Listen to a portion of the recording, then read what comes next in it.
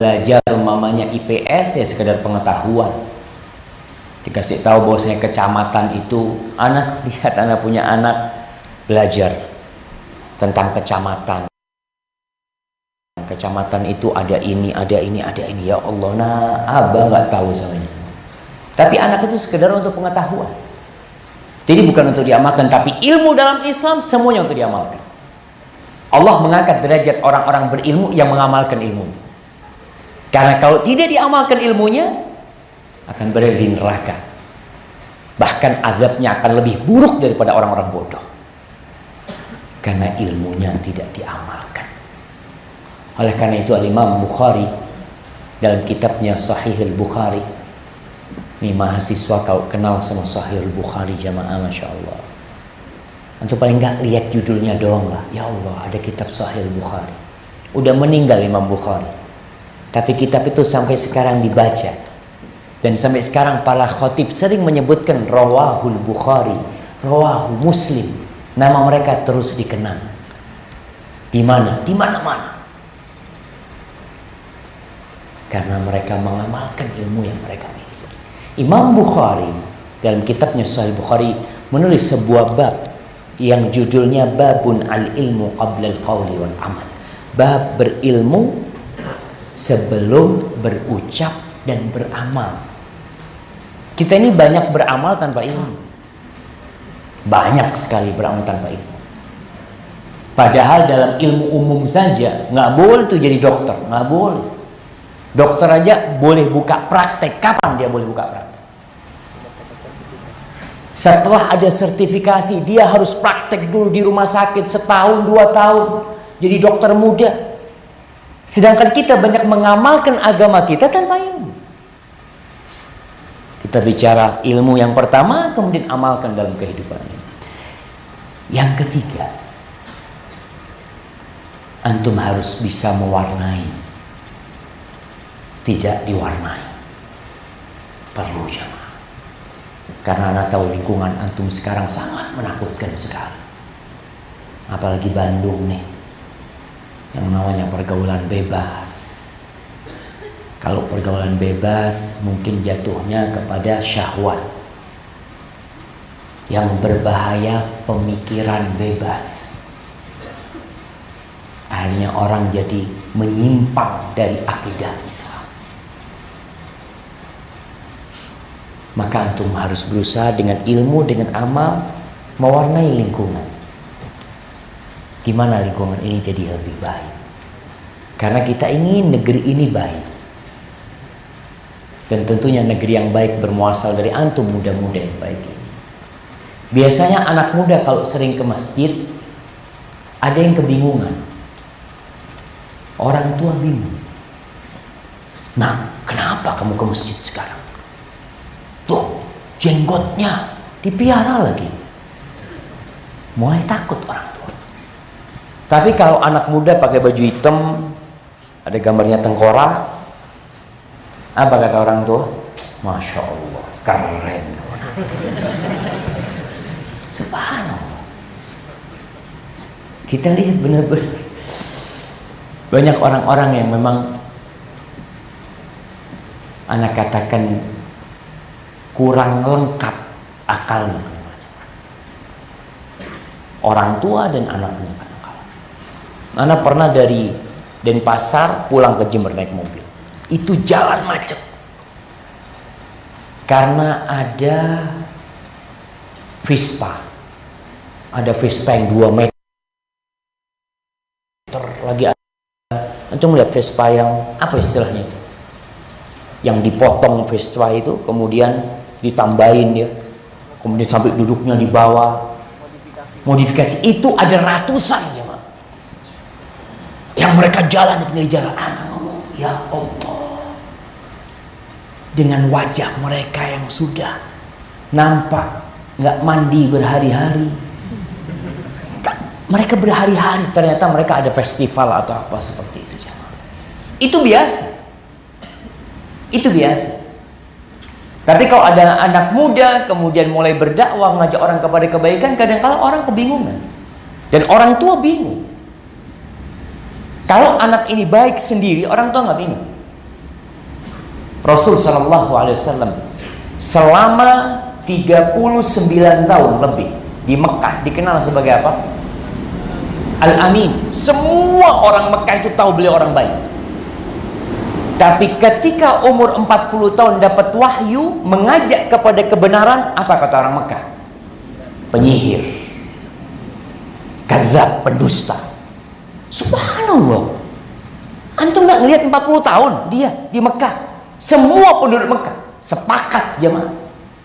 Anak katakan sepakat karena pada waktu peletakan Hajar Aswad mereka hampir bunuh-bunuhan. Lalu datang Nabi SAW. Apa kata penduduk Mekah? Radina bil amin. Kita ridho. Al-amin, orang yang terpercaya ini menjadi penengah di antara kita. Tapi ketika mengajak kepada Allah, habis sudah. Maka antum harus berusaha mengajak kepada Allah. Ustaz, ana masih kecil, Ustaz. Subhanallah. Burung hudhud mengajak kepada Allah. Burung mengajak kepada tauhid. Semutnya Nabi Sulaiman mengajak kepada kebaikan.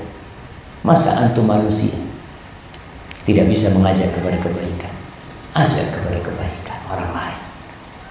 Antum alhamdulillah anak-anak muda punya Facebook, punya YouTube, punya Twitter, IG, macam-macam.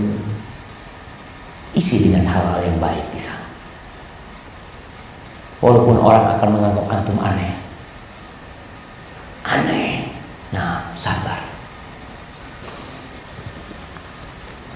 Ayahanda Luqman ketika memberikan wasiat kepada anaknya, dia mengatakan, ya bunayya aqimis shalah. Wahai ananda, dirikan salat. Ini nasihatnya. Maka antum jaga salat. Kemudian yang kedua, wa'mur bil ma'ruf wanha 'anil munkar. Beramar ma'ruf dan bernahi munkar. Ini buat anak kecil, masih kasih nasihat sama Luqman. Ananda suruh kepada kebaikan dan cegah kemungkaran. Kemudian nasihat yang keempat, wasbir ala ma asabak. Sabar dengan apa yang menimpamu.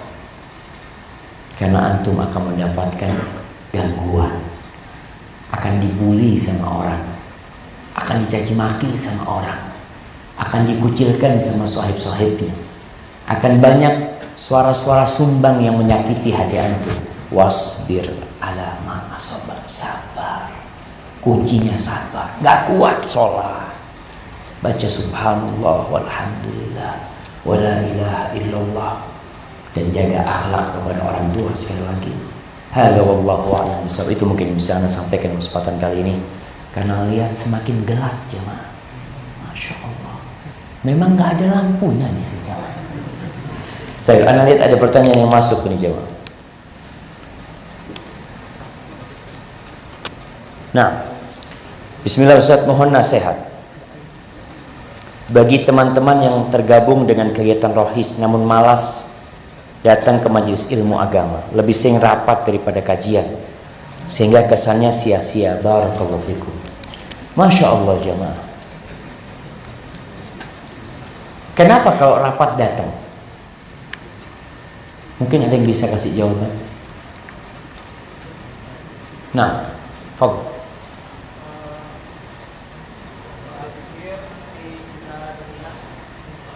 Karena cinta dunia. Kalau rapat ada makan, ada apa. Ada seperti itu. Masya Allah jemaah. Kasih hadiah buat dulu. Nah. Subhanallah jemaah. Anak ini paling gak suka sama rapat. Rapat dosen itu kita punya rapat hari Selasa. Kita punya rapat ya di kantor kita sendiri, anak di P3M. Kalau sudah ngomong rapat, ya Allah. Kadang-kadang anak berkata waktu sia-sia, tapi ternyata tidak sia-sia. Rapat itu sebenarnya adalah untuk menyamakan visi dan misi, untuk melangkah lebih baik bersama. Tapi kalau antum cuma rapat doang, nggak datang kajian, nah katanya tadi bisa sia-sia antum. Bisa sia-sia. Jangan menjadi lilin. Jangan menjadi lilin. Muslim nggak boleh jadi lilin. Lilin itu menerangin orang lain tapi diri dia sendiri hancur. Tapi antum menjadi cahaya yang terang, antum bawa tuh orang-orang bersama antum ke dalam surga. Jangan sampai antum menjadi jembatan orang menuju surga. Antum sendiri diinjek-injek masuk neraka, orang-orang masuk ke surga. Ada yang seperti itu. Maka jangan.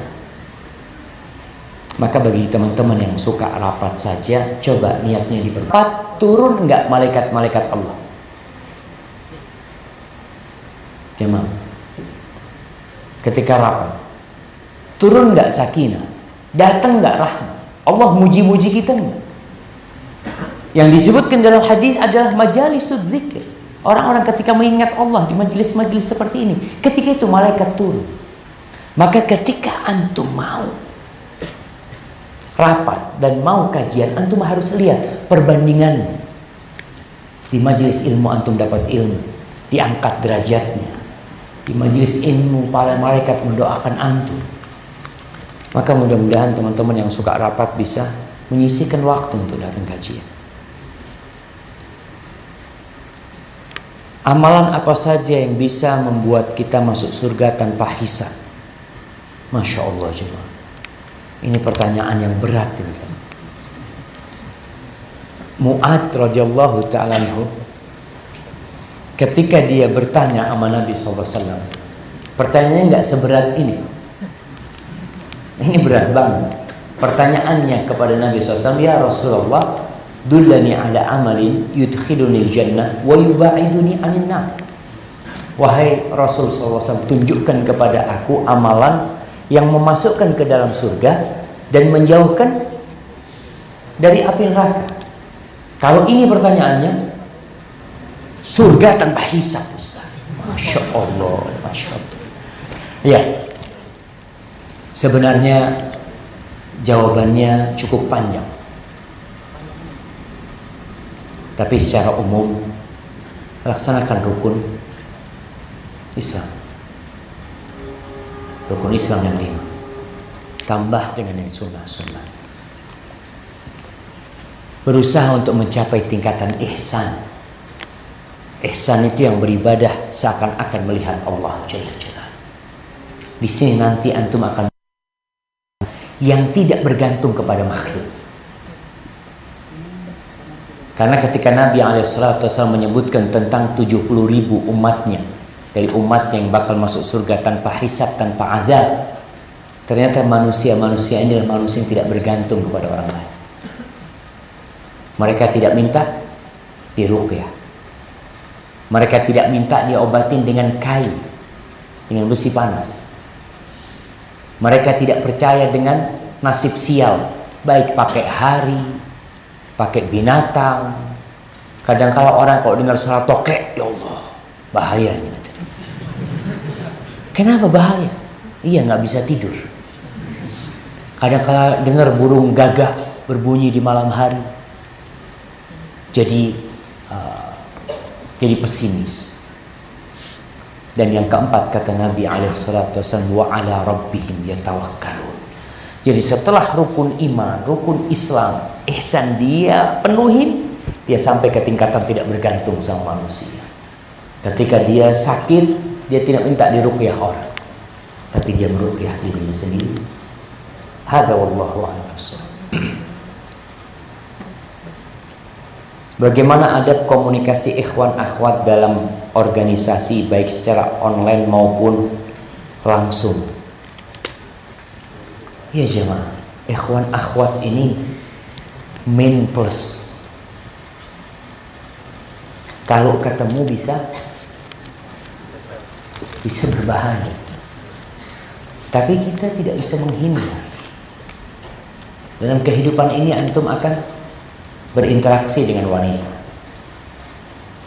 baik di supermarket, minimarket. Bisa nggak antum di minimarket ketika yang kasirnya perempuan, maaf, saya mau kasir yang laki, jadi nggak bisa. Tapi ada adab yang harus dijaga. Maka yang adab-adabnya, ya menundukkan pandangan, ketika berbicara tidak berkholwat, tidak berduaan, kemudian berbicara seperlunya, Kalau yang akhwat nggak boleh ngomongnya apa ya? Mendayu-dayu. Ada nggak akhwat di sini yang mendayu-dayu? Biasanya kayak gitu. Maka itu perlu dijaga. Jadi ketika bicara biasa aja. Kemudian seperlunya. Kadang-kala di grup itu ngomongnya macam-macam, yang nggak perlu juga diomongkan. Sampai tadi ada yang tanya sama ana, Ustaz, ana ini ada WA grup Ustaz, akhwat sama ikhwan, laki perempuan Ustaz. Kadang-kala ngomongnya ngawur, nggak ada manfaatnya. Ana nggak mau keluar dari grup itu. Kalau memang tidak bisa memperbaiki, kita berusaha untuk memberikan manfaat.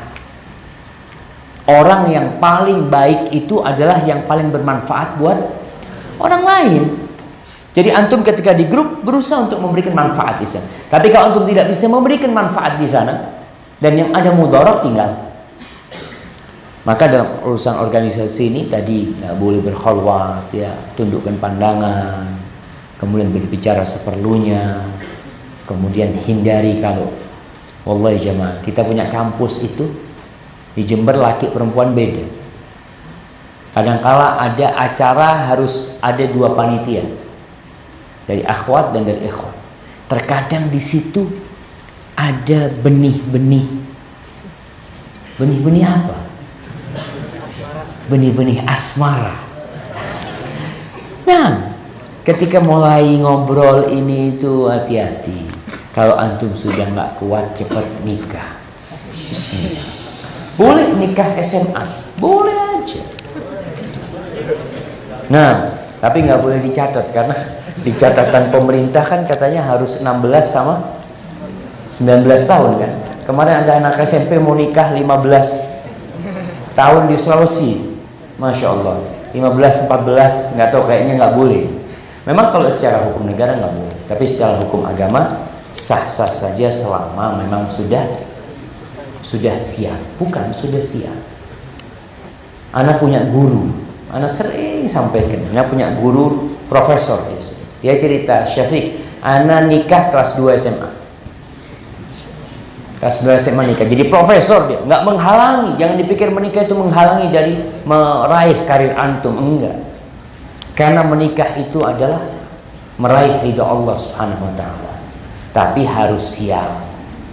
Artinya nikah itu nggak semuanya enak, banyak nggak enaknya. Maka harus mempersiapkan diri, harus dewasa, macam-macam. Barakallahu fikum, itu mungkin. Nah, tunggu dulu. Sekarang ingin bertanya, anak tuh misalnya ingin apa ya, menghasilkan duit sendiri gitu. Jadi orang tua tuh nggak harus pada pekan. Cuma orang tua tuh selalu bilang udah fokus dulu aja belajar. Nah itu nasihatnya gimana sih? Nah, ya ini pertanyaan menarik ini. Banyak orang tua yang menyuruh anaknya fokus belajar. Kalau antum memang fokus belajar nggak ada masalah. Tapi kalau ternyata ya nggak usah anak main juga ini itu. Sedangkan main-main itu menghasilkan duit apa mengeluarkan duit? Mengeluarkan duit gitu loh. Orang tua kan kepingin anaknya itu fokus memang belajar.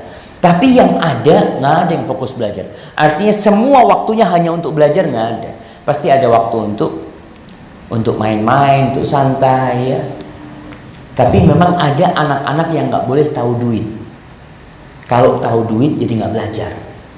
Ada yang seperti itu. Ketika dia sudah mulai menghasilkan duit, semangat belajarnya hilang. Ah, ini berarti berbahaya. Mungkin orang tua takut dari sisi itu. Takut antum kalau sudah tahu duit nanti nggak semangat belajar seperti itu. Maka ya sudah, kalau orang tua memang memberi nasihat antum fokus belajar, antum fokus belajar. Kalau bisa menghasilkan duit tanpa mengurangi jam belajar, nggak ada masalah. Tapi kalau terpaksa, ya terus terang kita di Jember banyak mahasiswa kerja.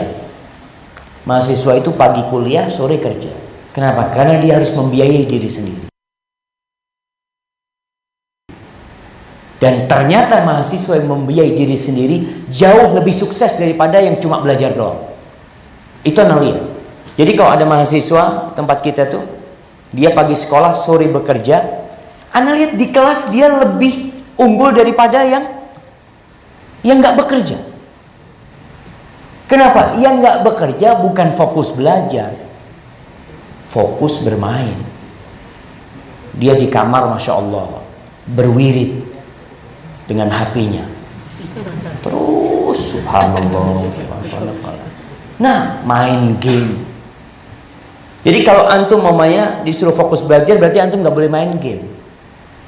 Seperti itu orang tua ingin antum fokus belajar. Tapi kalau antum fokus belajar nggak mau bekerja, tapi antum main game, ya sama aja. Antum tidak menuruti nasihat orang tua.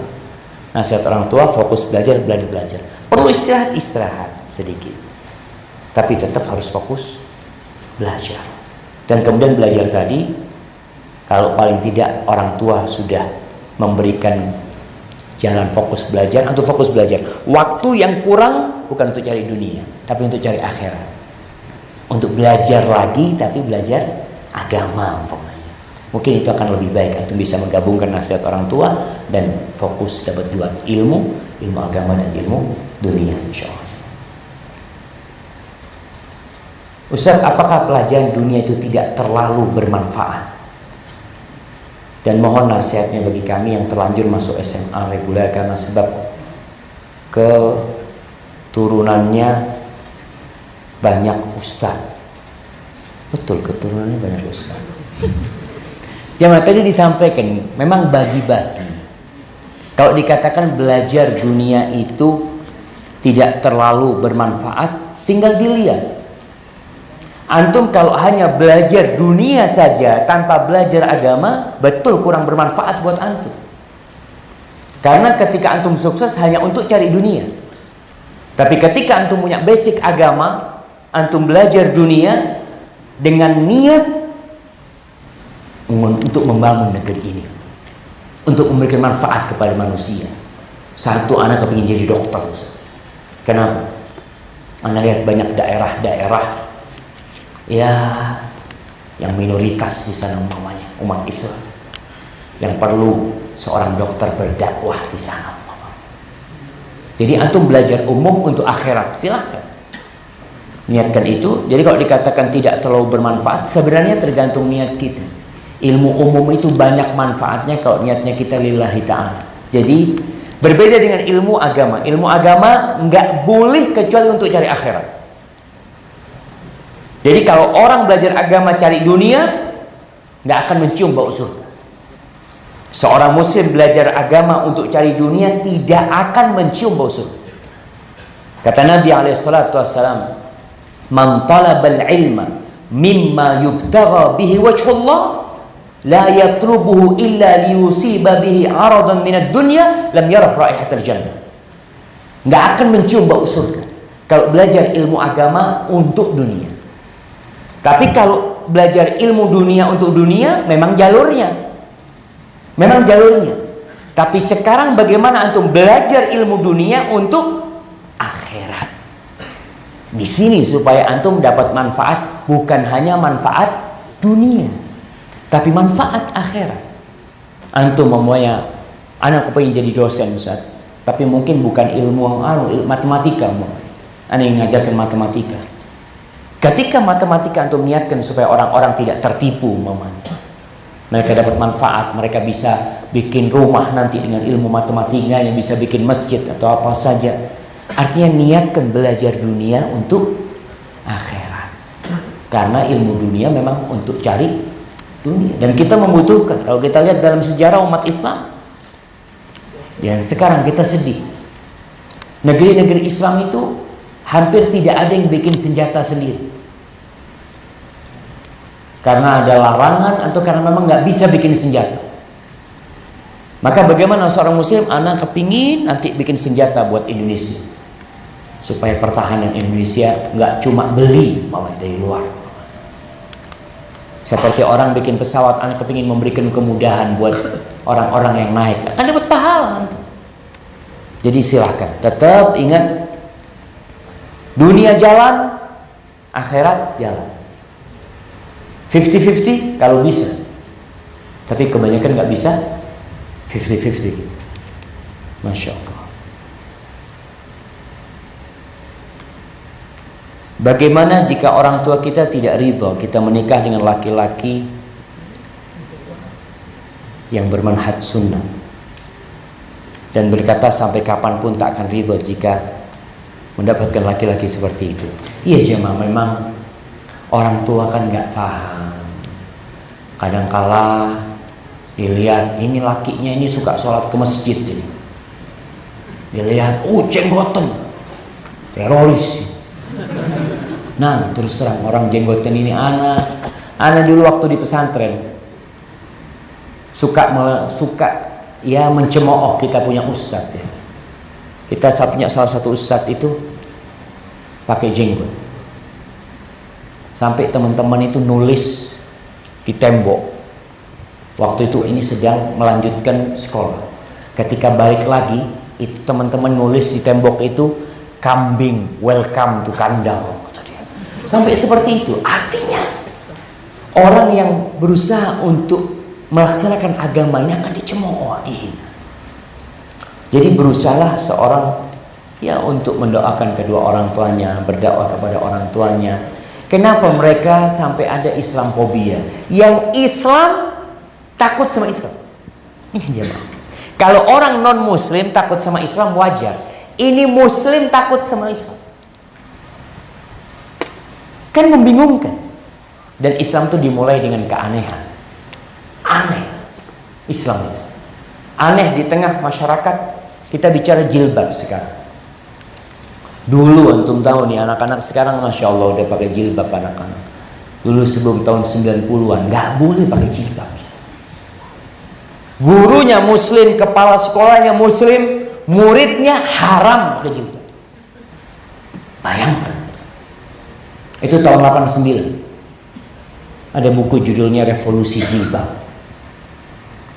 Antum baca tuh buku itu.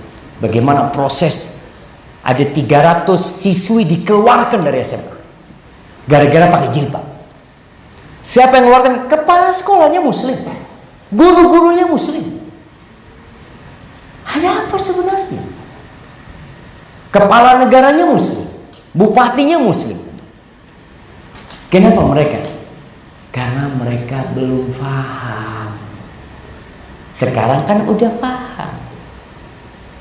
Maka yang perlu adalah bagaimana kita memahamkan Islam ini indah sebenarnya. Indah banget. Cuma karena nggak paham dipikir ya menakutkan. Kalau sekarang orang pakai tato, kemudian rambutnya tinggal yang di atas kayak ikan cupang tuh, kemudian pakai jenggot, apakah ada yang menurut dia teroris? Ada nggak yang menurut dia teroris? Nggak bakalan. Nggak bakalan ada yang menurut teroris. Kenapa? Teroris itu orang baik. Ini bukan orang baik, orang soleh menurut mereka. Dan ini ternyata hasil hegemoni Barat sebenarnya. Para orientalis menyebutkan salah satu yang menyebabkan munculnya fundamentalis ini menurut orang orientalis adalah semangat beragama. Ini ditulis sama mereka. Jadi munculnya orang-orang fundamentalis yang jadi teroris kemudian mereka karena semangat beragama. Kemudian ini diambil oleh sebagian manusia. Oh betul, berarti kalau orang Islam sudah semangat beragama bahaya. Nanti bisa jadi teroris. Subhanallah. Ketika seorang Muslim semangat beragama, dia akan jadi rahmatan lil alamin. Itu sesuatu yang akan diraih. Maka antum belajar agama, semangat belajar agama, tunjukkan kalau Islam itu benar-benar rahmatan lil alamin. Hadza wallahu a'lam bishawab yang bisa saya sampaikan jemaah. Karena udah malam, antum harus pulang. Insyaallah. Mudah-mudahan kita bisa berjumpa lagi di lain kesempatan. Paling tidak kita berjumpa di pintu surga bersama Rasulullah sallallahu alaihi wasallam. Subhanakallahumma bihamdika asyhadu an la ilaha illa anta astaghfiruka wa atubu ilaik. Assalamualaikum warahmatullahi wabarakatuh.